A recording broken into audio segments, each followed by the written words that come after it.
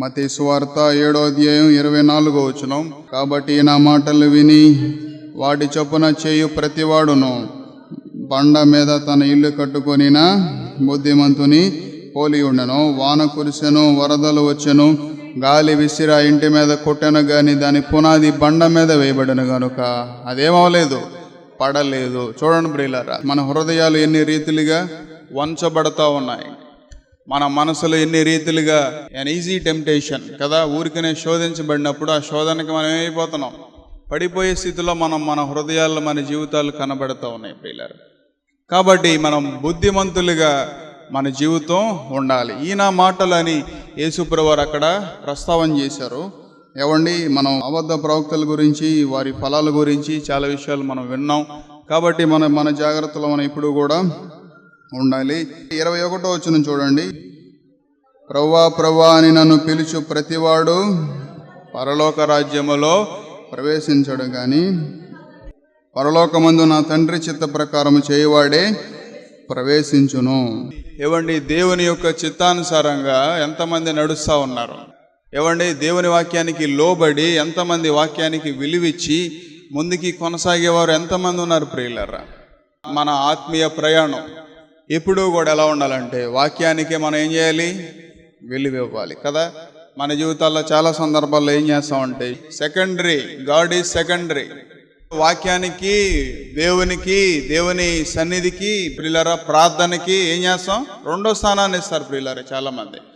అది ఏనాటికి కూడా నిన్ను క్రైస్తవ్యంలో నిలబెట్టదు. దేర్ ఈజ్ నో సెకండరీ ప్రియులారా. క్రైస్తవ్యం అనేది ఓన్లీ వన్, ప్రైమరీ, క్రీస్తు మాత్రమే. ఏవండి, ఒకడు సర్వలోకమును సంపాదించుకొని వాడి ప్రాణం పోగొట్టుకునే ఎడల ఏం ప్రయోజనం ప్రియులారా? చెప్పండి, ఏమైనా ప్రయోజనం ఉందా? ఏం ప్రయోజనం లేదు ప్రియులారా. మన జీవితాల్లో ఏవండి నీతిని సమకూర్చుకోవడానికి ఏమీ లేకపోయినా పర్లా. ఏవండి, బైబిల్ అంతా కూడా రివర్సు. ఏమని రివర్సు? యేసుప్రభువారు ఏం చెప్పారు? సంపాదించుకోండి అని చెప్పారా? ఎక్కడన్నా యేసుప్రభువారు మీరు సంపాదించుకోండి అని ఎక్కడన్నా చెప్పారా ప్రియులారా? ఎక్కడ సంపాదించుకోమని చెప్పారు? సంపాదించుకోండి, కానీ ఎక్కడ సంపాదించుకోండి? పరలోకంలో సంపాదించుకోండి అని యేసుప్రభువారు చెప్పారు ప్రియులారా. ఈ లోకంలో మనం ఎంత ప్రయాసపడినా సరే దానివల్ల ఏం ప్రయోజనం లేదని వాక్యం చెప్తూ ఉందాం ప్రియులారా. కాబట్టి మన జీవితాల్లో నీతిని సంపాదించుకోగలిగితే, పరిశుద్ధతని సంపాదించుకోగలిగితే అదే మన తరతరాలకి కూడా అది ఎంత దీవెనకరంగా ఉంటుందో ప్రియులారా. కాబట్టి ప్రభువా ప్రభువా అని పిలుచు ప్రతివాడు కూడా ఎక్కడ ప్రవేశించడంట? పరలోక రాజ్యంలో ప్రవేశించడు. బహుశా ప్రతిరోజు మనం ప్రభువా ప్రభువా ప్రభువా అని బహుశా నువ్వు గంట ప్రార్థన చేస్తున్నావేమో, మంచిదే. కానీ నువ్వు చేసే ప్రార్థనలో ఏవండి దేవుని చిత్తానుసారంగా ఉందా, దేవుని చిత్తం లేదా, వాక్యానుసారంగా ఉన్నానా, వాక్యానుసారంగా లేదా అనేటువంటి ఆలోచన చాలా మందికి లేదు ప్రియులారా. ఏవండి, రష్యా దేశంలో ఒక సిపాయి, ఆర్మీలో ఒక పర్సన్గా ఉన్నాడు వన్య. చాలా శ్రమ పడ్డాడు. రష్యన్ అతను కూడా ఓ రోజున ఆయనకు ఒక దర్శనం వచ్చిందంట. ఏవని, ఒక పెద్ద రాయి మీద, ఒక పెద్ద పర్వతం మీద ఆయనను ఒక దేవదూత ఇద్దరు కూడా నిలబడ్డారు. ఇట్లాగ నిలబడితే పర్వతం మీద నిలబడినప్పుడు దాని ఎదురుగా ఒక నది, ఒక సముద్రం ఉంది. అందులో నుంచి చాలా మంది మనుషులు అలా కొట్టుకెళ్ళిపోతా ఉన్నారంట. అలా ప్రవాహానికి కొట్టుకుంటా వస్తూ ఉంటే దేవదూత ఉందంట ఉన్నయతో, నువ్వు వెళ్ళి వారందరిని ఏం చేయాలి, రక్షించాలి. యవనస్తుడు, టీనేజ్ పర్సన్, 18 or 19 ఉంటాయి. ఏవండి, వెళ్ళి అందులోకి వెళ్ళి సముద్రంలోకి వెళ్ళి తీసుకుంటా వెళ్ళి వాళ్ళందరినీ కూడా రక్షించండి.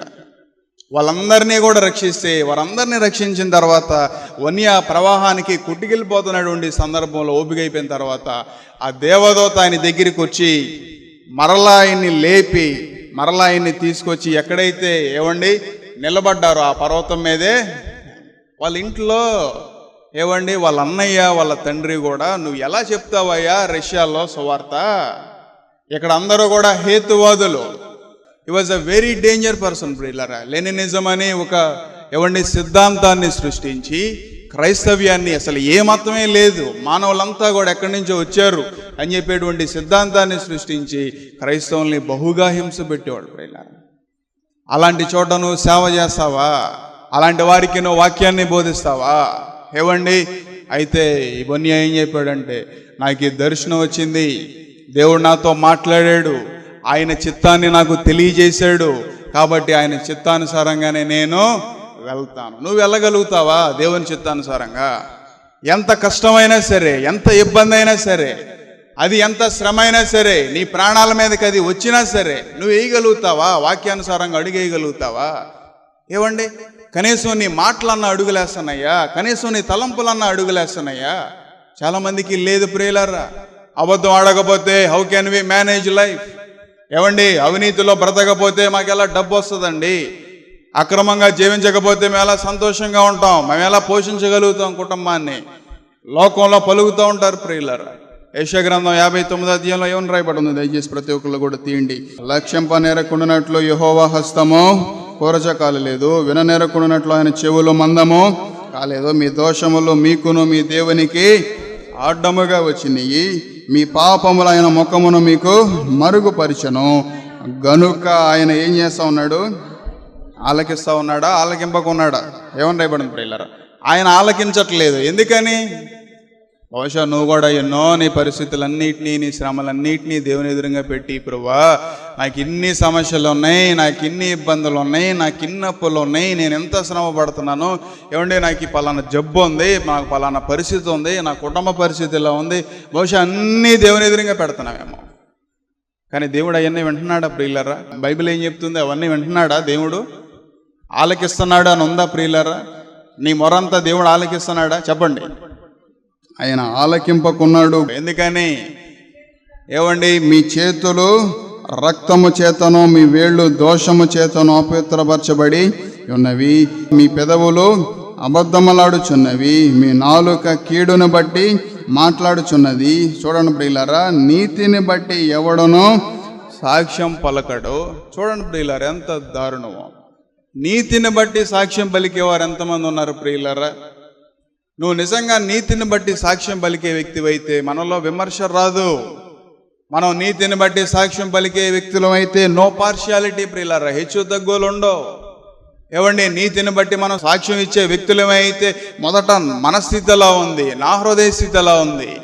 నేను చాలామందిని గమనిస్తూ ఉంటా. ఎదుటివారి గురించి ఓకే, 100 తప్పులు ఎదుటివారు దగ్గర నుంచి తీసావు, దట్స్ ఫైన్. కానీ మన హృదయ స్థితి ఎలా ఉంది? ఏమండి, ఇందాక మనం చదువుకున్నటువంటి మత్తయి సువార్త 7వ అధ్యాయంలో మనం ధ్యానిస్తున్నప్పుడు ప్రారంభంలో ఒక వచనాన్ని మనం ధ్యానించుకున్నాం. ఏమండి, ఎదుటివాని కంటిలో నలుసుని చూస్తున్నావు, బాగానే ఉంది. నీ కంటిలో ఉన్నటువంటి దూలాన్ని నువ్వు చూసుకోలేకపోతున్నావు, నువ్వు దాన్ని ఎంచలేకపోతా ఉన్నావు. ప్రియులారా, మన నీతి ఎంతవరకు ఉంది? నీతితో కూడింది కొంచెమైనా సరే అది ఏమని రాయబడి ఉంది ప్రియులారా? శ్రేష్టం అని రాయబడి ఉంది ప్రియులారా. ఏవండి, మన జీవితాల్లో ఎలా బ్రతుకుతూ ఉన్నాం? తల్లిదండ్రులకి లోబడుతూ ఉన్నామా? తల్లిదండ్రుల్ని చూసుకోగలుగుతున్నామా? ఏవండి, పొరుగు వారిని ప్రేమించగలుగుతున్నామా?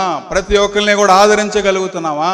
ప్రతి ఒక్కరికి కూడా ఈ మాదిరి సువార్తగా కనబడతా ఉందా? లేదు ప్రియులారా. ఎన్ని జీవితాల్లో ఇంకా వీఆర్ బ్యాక్వర్డ్. తర్వాత ఏమని రాయబడిందో చూడండి ప్రియులారా. నీతిని బట్టి ఎవడు సాక్ష్యం పలుకగలడు, సత్యమును బట్టి ఎవడనో వ్యాజ్యమాడడు. చూడండి ప్రియులారా, వ్యాజ్యం అంటే ఏంటి? పోట్లాట. దేనికోసం మనం పోట్లాడాలి? సత్యం కోసం మనం పోట్లాడాలి. ఏవండి, సత్యం కోసం మనం పోరాడే వ్యక్తులుగా ఉండాలి. ఏమైనా సరే పర్లేదండి, ఐ విల్ బీ ట్రూత్ఫుల్ అంతే. తిట్టినా పర్లేదండి, నేను వాస్తవమే మాట్లాడతా. కొట్టినా పర్లేదండి, నేను వాస్తవమే మాట్లాడతా. ఎంతమంది ప్రియులారా, ఏవండి, పేతురు చలి కాసుకునే మంటకాడ ఏవండి నేను ఎరగనో నాకు తెలియదు అన్నట్టుగా బహుశా నువ్వు కూడా కొన్ని సందర్భాల్లో మందిరానికి వస్తా, ఏవండి ప్రార్థన చేస్తా, బైబిల్ చదువుతా, సత్యాన్ని బట్టి వ్యాజ్యమాడుతున్నావా నువ్వే అని పలికినప్పుడు ఒక చిన్న పాప లేదు నేను కాదు, I'm not one among them అని పలికాడు ప్రియులారా పీటర్.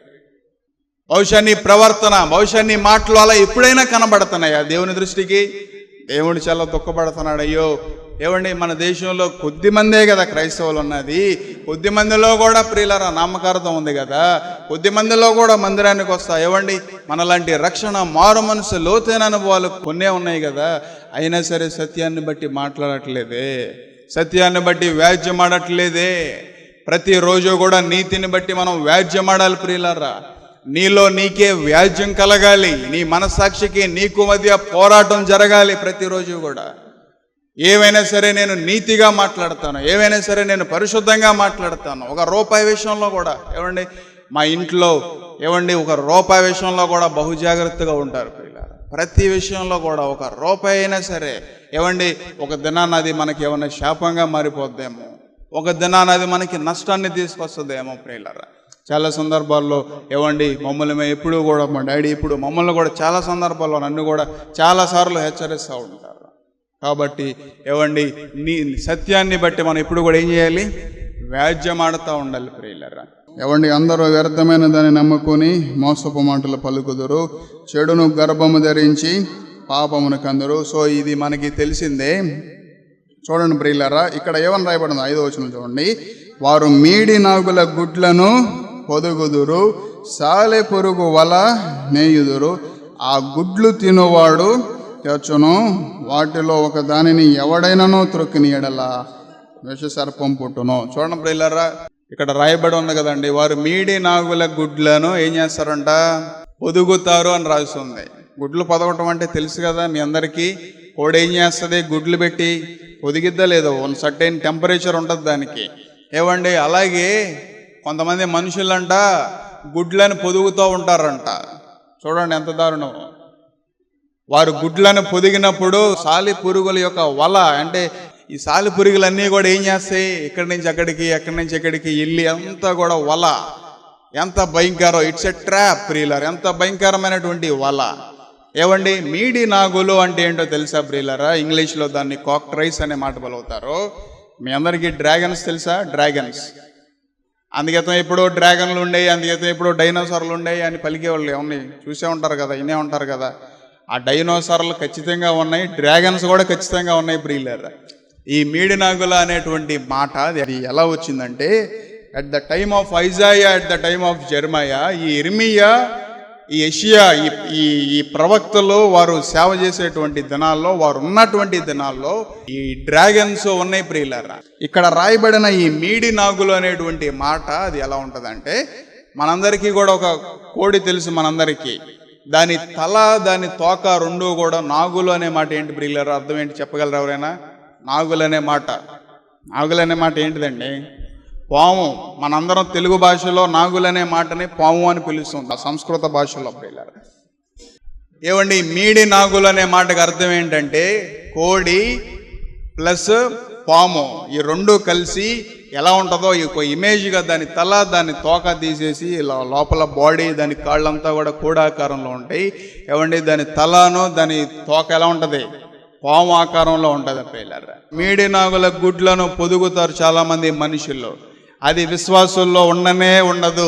గో టు కామెంటరీ, వెళ్ళి చదవండి ప్రియులారా. అగస్టిన్ ఆఫ్ హిప్పో అని, అగస్టిన్ అనేటువంటి దేవుని సేవకుడు మనందరికీ తెలుసు. ఆ అగస్టిన్ ఇచ్చిన కామెంటరీ ఏంటో తెలుసా? మీడి నాగుల గుడ్లు ఎవరు పొదుగుతారంటే, పోయిన వారం మనం ఎవరి గురించి అన్నాం చెప్పండి ప్రియులారా?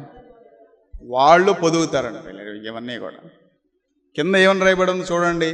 ఏవండి ఆ గుడ్లు తినువాడు చచ్చును, వాటిలో ఒక దానిని ఎవడైనానో త్రొక్కిన ఎడల ఏం పుడుతుంది? విషసర్పము పుడుతుంది ప్రియులారా. ఎంత భయంకరమో చూడండి. మన జీవితాల్లో, మన కుటుంబాల్లో ఎన్ని రీతులుగా ఏవండి ఈ విషసర్పాలు అనేవి, ఏవండి దానియేలు గారు కూడా చాలామంది జీవితాల్లో ప్రార్థన చేసినప్పుడు ఆ విషసర్పాలు అనేవి వారి నుంచి దూరంగా ఏమైపోయినాయి? వెళ్ళిపోయినాయి. కాబట్టి మన జీవితంలో కూడా కొన్ని విషసర్పాలు అనేవి మనల్ని ఏం చేస్తూ ఉంటాయి? మనల్ని, మన కుటుంబాలని, మన మనసుల్ని పాడు చేయడానికి ప్రయత్నం చేస్తూ ఉంటాయి. మనం ఎప్పుడైతే బలంగా ప్రార్థన చేసామో ప్రియులారా, ఏకాంత ప్రార్థన ఎప్పుడైతే మనం చేసామో, దేవుని సన్నిధిలోకి వెళ్ళి ఎప్పుడైతే మనం పశ్చాత్తాపడ్డామో, అందుకే స్టార్టింగ్లో ఏమని దేవుడు పలికాడంటే, ఏమండి రక్షింపనేరుకున్నట్లు యెహోవా హస్తం ఏం కాలేదు? కొరచ కాలేదు. వెననేరుకున్నట్లు ఆయన చెవులు ఏం కాలేదు? మందం కాలేదు ప్రియులారా. కాబట్టి మనం ఎప్పుడైతే అశ్రద్ధగా ఉన్నామో, ఎప్పుడైతే మనం ఏకాంత ప్రార్థన చేయలేదో, వారి పరిస్థితులు ఎలా ఉంటుందో చూడండి ప్రియులారా. 9వ వచనం చూడండి ప్రియులారా. కావున న్యాయము మాకు దూరముగా ఉన్నది, నీతి మమ్మను కలుసుకొనుట లేదు. వెలుగు కొరకు మేము కనిపెట్టుకొను చున్నాము గాని చీకటియే ప్రాప్తించును. ప్రకాశము కొరకు ఎదురు చూచుచున్నామే గాని అంధకారములోనే నడుచుచున్నాము. గోడ కొరకు గుడ్డివాడు తావులాడుచున్నాము గనుక లేని వారి వలె ఏమండి తడుపులాడుచున్నాము. సంధ్య చీకటి ఎందే గాని మధ్యాహ్న కాలం అందే జారిపడుచున్నాము. బాగుగా బ్రతుకుచున్న వారిలో నుండి చచ్చిన వారి వలె ఉన్నాము. మేమందరము ఏవండి ఎలుక బంట్ల వలె బొబ్బరించుచున్నాము. గొవ్వల వలె ఏవండి దుఃఖవరము చేయుచున్నాము. న్యాయము కొరకు కాచుకొనుచున్నాము కానీ అది లభించట్లేదు, రక్షణ కొరకు కాచుకొనుచున్నాము కానీ అది మాకు దూరముగా ఉన్నది. మేము చేసిన తిరుగుబాటు క్రియలని ఎదుట విస్తరించి ఉన్నవి, మా పాపములు మా మీద సాక్ష్యం పలుకుచున్నవి, మా దోషములు మాకు తెలిసి ఉన్నవి. కాబట్టి ప్రియులారా, ఇదంతా కూడా ప్రార్థన. మనం ఎప్పుడైతే ఈ వాక్యాన్ని దేవుని సన్నిధిలోకి వెళ్ళి ప్రభువా ఈ రీతిగా పశ్చాత్తాపడాలని భక్తుడైన యెషయా కొన్ని విషయాలు ఇక్కడ రాశాడు ప్రియులారా. మనం కూడా వెళ్ళాలి, ప్రభువా నాలో ఇలా ఉందేమో. ఏమండి ఈ సందర్భం ఎందుకని పర్టికులర్గా రాయబడిందో తెలుసా ప్రియులారా? మనం దేవుని సన్నిధికి వెళ్ళి హౌ టు రిపెంట్, మనం ఎలా పశ్చాత్తాపడాలి, ప్రభువా నా జీవితం ఎలా ఉంది, ప్రభువా నా పరిస్థితి ఎలా ఉంది. బహుశా నువ్వు కూడా ఏదో ఒక సమస్య చేత పోరాడుతున్నావు. ఏవండి నీ పోరాటం అంతా కూడా యెషయా గ్రంథం 59వ అధ్యాయం తెరిచి, ఏవండి తర్వాత యెషయా గ్రంథం 53వ అధ్యాయం కనుక నువ్వు తెరిచి నువ్వు ప్రార్థన చేస్తే, యెషయా గ్రంథం 60వ అధ్యాయం ఎంత అద్భుతమో తెలుసా ప్రియులారా? ఏవండి అందులో అన్ని వాగ్దానాలే ఉంటాయి. నువ్వు యెషయా గ్రంథం 50వ అధ్యాయం కనుక దాటుకుని కనుక వెళ్తే, ఏవండి యెషయా గ్రంథం 60వ అధ్యాయంలో మొదటగా ఏమని రాయబడి ఉంది? నీకు వెలుగు వచ్చి ఉన్నది, లెమ్మో తేజరిల్లము, యెహోవా మహిమ నీ మీద ఉదయించను. చూడండి ప్రియులు, ఆయన మహిమ, ఆయన వెలుగు నీ మీద ఉదయించాలి, నీ కుటుంబం మీద ఉదయించాలి. దేవుడు దానికి ఎప్పుడు కూడా త్వరపడుతూ ఉన్నాడు. ఈ క్షణంలో కూడా ఆయన త్వరపడుతూ ఉన్నాడు నీ మీద ఆయన వెలుగును, ఆయన మహిమను ఉదయించడానికి. ప్రియులారా, ఎంతమంది దేవునికి ఏవండి దేవుని వాక్యానికి లోబడి, దేవుని చిత్తానికి లోబడి, ఏవండి ప్రభువా ప్రభువా అని పిలుచువాడు పరలోక రాజ్యంలో ప్రవేశించాడు, కానీ నా తండ్రి చిత్త ప్రకారం చేయవాడే పరలోకలు ఏం చేస్తాడు? ప్రవేశిస్తాడు. ప్రియులారా, మత్తయి సువార్త 13:19 ఏమని రాయబడి ఉంది? ఎవడైనాను రాజ్యము గురించి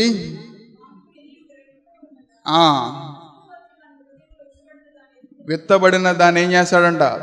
ఎత్తుకొని వెళ్ళిపోతాడు. యేసు ప్రభువు చెప్పిన మాటలో మనం దేవుని రాజ్యం గురించి మనం వాక్యం విన్నప్పుడు మనం దాన్ని గనక గ్రహించుకోకపోతే, దాన్ని గనక మనం నెట్టేస్తే, ఉదయకాల సమయంలో నువ్వే అన్నావు దేవుని రాజ్యం గురించి ప్రియులారా, నువ్వు దాన్ని నెట్టేసావు, నువ్వు దాన్ని త్రోసేసావు, వెళ్ళిపోయావు, దుష్టుడు వస్తాడు కంపల్సరీగా. ఏమండి మన జీవితంలో దుష్టుడు అపవాది మన జీవితంలో రాకుండా చేసుకోవాలి అంటే ప్రియులారా, ఏ కోణంలో అయినా సరే మొదట మనం ఏం చేయాలంటే దేవుని రాజ్యం గురించి మనం విన్నప్పుడు వెంటనే దానికి ఏం చేయాలి చెప్పండి? లోబడాలి ప్రియులారా. దేవుని రాజ్యం అంటే ఏంటి ప్రియులారా? దేవుని రాజ్యం అంటే మత్తయి సువార్త 6వ అధ్యాయంలో కూడా యేసుప్రభువు ఏం చెప్పారు? మొదట దేన్ని వెతకమన్నారు? రాజ్యాన్ని, నీతిని వెతకండి అయ్యా, అప్పుడు మీకేం కావాలో వాటన్నిటిని నేనేం చేస్తాను? అనుగ్రహిస్తానని చెప్పాడు. ఏవండి ఒక చిన్న కుటుంబం ఉందంట ప్రియులారా. ఆ చిన్న కుటుంబం చాలా దిగజారిపోయినటువంటి స్థితిలోనికి, ఏవండి చాలా అప్పుల్లోనికి, చాలా బాధలోనికి, జార్జియా అని అమెరికాలో ఒక చిన్న కుటుంబం ఉంటే చాలా భయంకరమైనటువంటి పరిస్థితుల్లోనికి దిగజారిపోయిందంట. ఏవండి ఆ తల్లి తన 2 కుమారుల్ని కూడా ప్రతి వారం సండే స్కూల్కి పంపిస్తా ఉందంట. సండే స్కూల్కి వెళ్తూ ఉన్నారు వారిద్దరు పిల్లలు కూడా. సండే స్కూల్కి వెళ్తే ఏవండి వాళ్ళ నాన్న ఇన్సూరెన్స్ సేల్స్ మ్యాన్గా చేస్తుంటే, ఏవండి హీ లాస్ట్ ద జాబ్, ఉద్యోగం పోయింది. కుటుంబం ఎంతో భయంకరమైనటువంటి క్లిష్టమైనటువంటి పరిస్థితుల్లోనికి వెళ్ళిపోయింది ప్రియులారా. వెళ్ళిపోతే ఏవండి వారు నలుగురు కూడా ఏవండి ఏదో ఒక రీతిగా కష్టపడతా, ఏవండి ఆ కష్టంలో నుంచి ఏదైతే ఉందో ఆ తల్లి ఆ తండ్రి ఒకటే నియమం పెట్టుకున్నారంట ప్రియులారా, మన జీవితం వెరీ డేంజరస్ బ్యాంకరప్ట్, ఎంత భయంకరమైనటువంటి స్థితికి దిగజారిపోయినా సరే దేవుని వాక్యాన్ని మట్టికి వారు ఏనాడు కూడా మేరలేదంట ప్రియులారా. వారికి వచ్చే బహు కొంచెంలోనే వారు ఏం చేస్తూ ఉన్నారు? దేవుని భాగాన్ని దేవునికి ఇచ్చేస్తూ ఉన్నారు. వారికి ఉన్న సమయంలోనే అయ్యో ఆదివారం పూట కష్టపడితే కొంచెం డబ్బులు వస్తాయి, కొంచెం బ్రతుకు తెరువు కోసం డబ్బులు ఉంటాయి అనేటువంటి ఆలోచన వారిలోనికి వచ్చినా సరే నో, ఏమండి ఇట్స్ ఎ లార్డ్స్ డే, ఇది దేవునికి సంబంధించిన దినం. వారి పనులన్నీ కూడా మానేసి ఏమండి ఆదివారం ఆరాధనకు వచ్చేవాళ్ళు అంట ప్రియులారా. ప్రతిరోజు కూడా ఇంట్లో కూర్చొని ఆ తల్లి వాక్యాన్ని చెప్తా, 2 బిడ్డలకి కూడా ఏవండి వాక్యం చెప్తా ఉన్నప్పుడు ప్రియులారా, తల్లిదండ్రులు ఇద్దరు కూడా ఎంత కష్టమైన పరిస్థితుల్లో ఉన్నా సరే దేవుని సమయాన్ని దేవునికే ఇచ్చేసేవాళ్ళు అంట ప్రియులారా.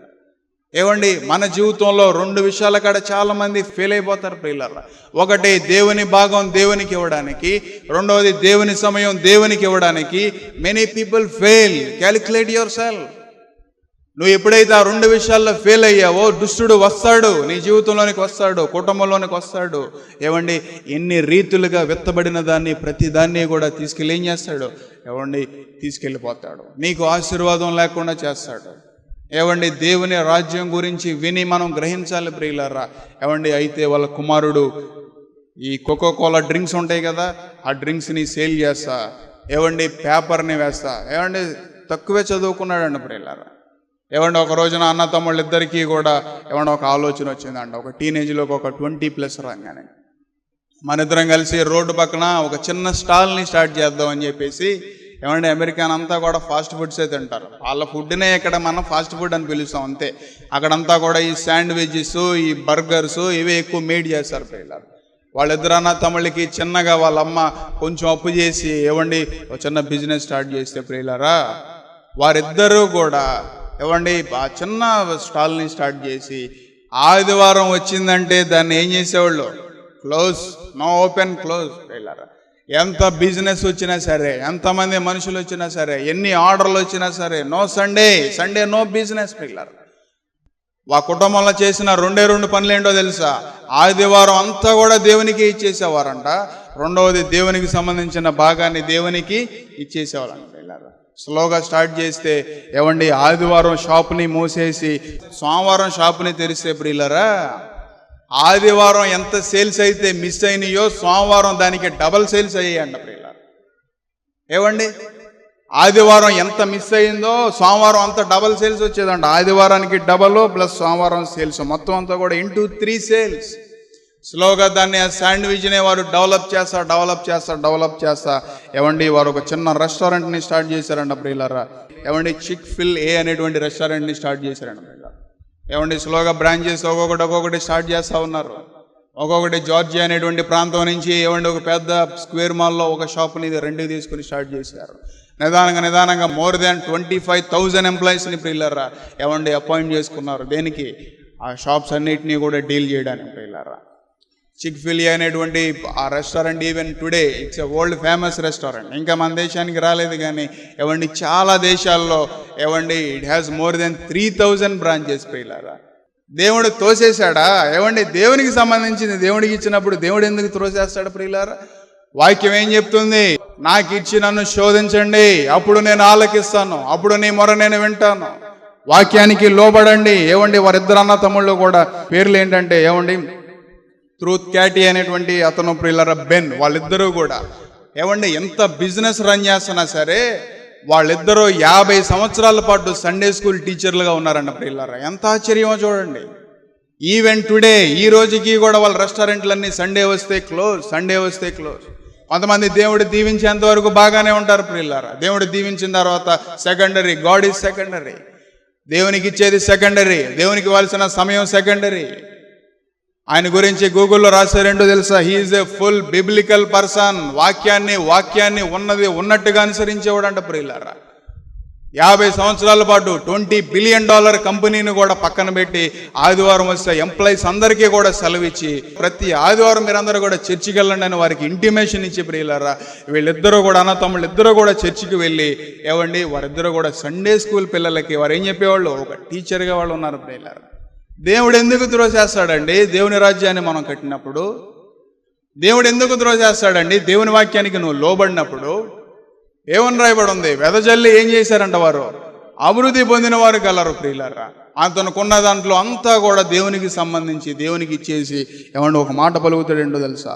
ఏమండి వారి పిల్లలకి ఒక స్టేట్మెంట్ ఇచ్చాడని ఏంటో తెలుసా? Long after I'm gone I believe God honors our decision and sets before unexpected things అని పలుకుతాడు. అన్ఎక్స్పెక్టెడ్ ఆపర్చునిటీస్ అని పలుకుతాడు ప్రియులారా.